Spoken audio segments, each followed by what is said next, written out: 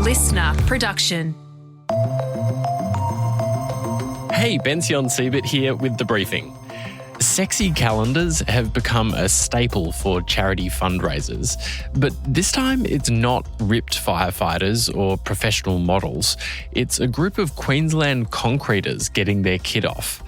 The Sexy Concreters calendar features 12 Gold Coast blokes posing shirtless in wheelbarrows, pouring iced coffee over themselves and eating meat pies. This sexy calendar was created by Conseq Group to raise money and awareness for men's mental health, and the first print of the calendar sold out in just 2 hours. The point of this calendar was to try and get Aussie men, and tradies in particular, to talk openly about their mental health. More than 3,000 Australians died by suicide last year, and 2,419 of those were men. So what can we do to change those statistics? And how exactly do you get burly blokes to talk about their feelings? Jesse Stenroos is the director of Conseq and also Mr. April, and Anthony Savage is the photographer and creator behind the project. Jesse and Anthony, welcome to the briefing. Thank you. Thanks for having us. Why did you make this calendar?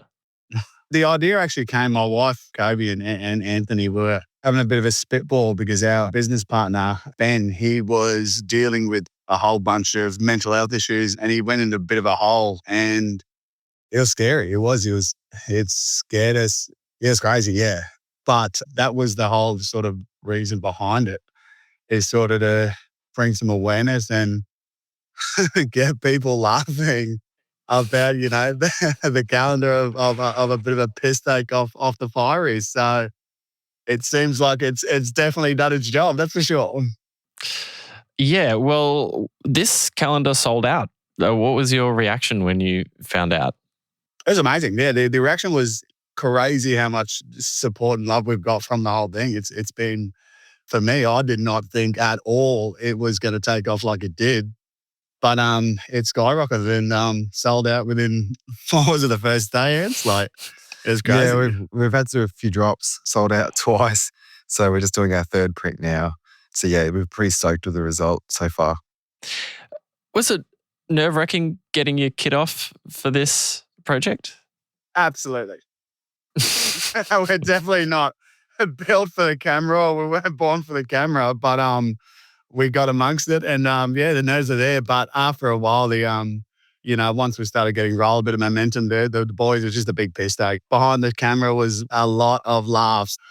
And once we started rolling, there was, we all got amongst it, got around it, and it sort of got a little bit easier, I suppose, to rip the kid off and then and pose in front of the camera. When Kobe and I pitched it to the boys initially, we thought we'd get most of them would be reluctant to do it and get their kits off, but they were all for it. They jumped right behind it straight away to support Benny and the cause. So we're very, very happy and proud of the boys, how they jumped to it, and they were quite good. They were quite natural. After I sort of gave them a little bit of direction, they got all behind it. Ant was definitely, it was bossy. He was a bossy dude to shoot for. But, he had his vision and hopefully we nailed it. But yeah, it was a drill sergeant for sure. Do you think that there's something in the culture of being a tradie in Australia that makes it a bit difficult to talk about mental health amongst yourselves? 1,000%.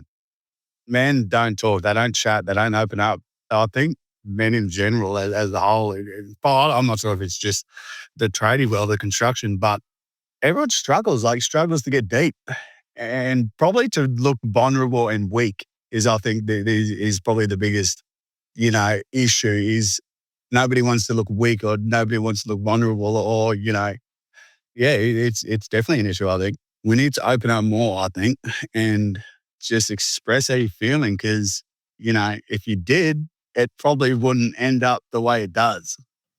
Mm. Absolutely. And I think also with Ben opening up to us, like he was struggling for quite a while and he did come out to us and he said, look, I'm really struggling, guys. Like I'm not myself. And for him to do that, it was incredibly brave. But also we could support him and we could get around him. And this cause wouldn't have happened without him opening up and sharing his experience with us because we wouldn't have known. So yeah, it's incredibly brave, and we need to encourage more people to do so if they're struggling. What do you think it is about a certain kind of masculinity that makes people want to shut down in that way and not talk about their feelings? It's the fear of looking vulnerable. It's a fear of people talking about you. That, everyone wants to be cruising around. They're the big dog on campus. But it's like, yeah, I think that's what it is. Because men, are meant to be, the providers and be the alpha males. And if you're dealing with mental health or you're dealing with anything like that, you don't feel masculine. So, you just shut down and just shut the hell up and you keep it inside and everyone thinks it's all good. You're okay. But realistically, you ain't okay. Yeah. And I think also that's why the calendars resonated so well with the public, because the boys have put themselves out of their comfort zone and they are vulnerable. They got their kits off. So it sort of goes hand in hand. It's like, it ain't weak to speak and put yourself out there, be vulnerable, and it's okay to do so. Yeah, it's okay. It's okay to shed a tear. It's okay to cry. It's okay to say, dude, I'm not feeling it. I'm not feeling well. I'm not feeling okay. It's okay to do that. Yeah. It's okay to pour some milk over your body. It's okay to be a dick and just crack up by that shit and put yourself in an uncomfortable position.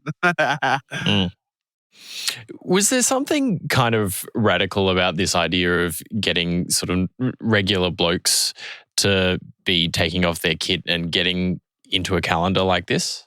That's the humor of it. That's the funny side of it. It's like, we ain't firefighters.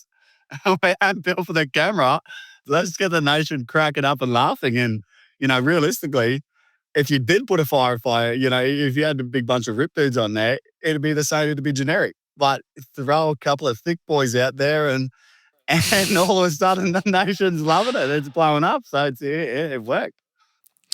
How do you think practically we can get from a situation in which a lot of people, especially a lot of blokes, feel like they can't talk about mental health to a situation in which they can? I think we need to reduce the stigma attached around it. Like, we need to raise more awareness that, hey, look, it's so common. Like, I think 1 in 3 males go through a mental health episode in their lifetime. So, and probably even more. So I think we just need to raise more awareness, talk about it more. I think as a culture, we're slowly encouraging guys to talk more around their mates or whoever it may be, their family. But I think, it's just, we got to continue pushing that. Hey, it ain't weak to speak, and we all had our struggles, and it's okay to share that. What do you hope that this calendar will achieve? Exactly that. People to open up, have a chat, speak about it, and stop being worried about speaking about it. Even just having a brief chat, I think, would do the world of good. And then obviously that's a snowball too. You do that, and then next minute, old mate over here is talking about it. I'm going through the same thing. I'm going to say up. So, everyone just starts snowball effect that everyone starts speaking up and it slowly will become normal, because it is normal. Can you tell me about the charity that the funds for this calendar are going to go towards?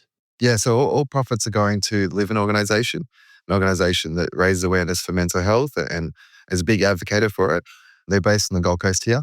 And they're doing some really, really great things. We had a really good time doing it, but we just did it for a really good cause and got around our mate and made it happen and had fun doing it. So hopefully what's happening on the news and everything like that, it's gained some traction and it's done exceeded what we thought it was going to do. But, we had no expectations, like, especially me. Like, I have no idea what I'm doing with this sort of stuff, but we did it, and here we are. We're sitting in a podcast with you guys. Like, it's blown us away, blown me away anyway.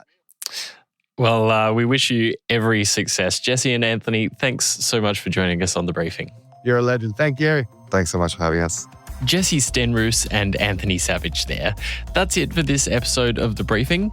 If you want to support the cause, you can buy one of the calendars for $30 on the Conseq Concrete website, All proceeds for the calendar go towards Livin, a not-for-profit mental health education program aimed at breaking the stigma around mental health.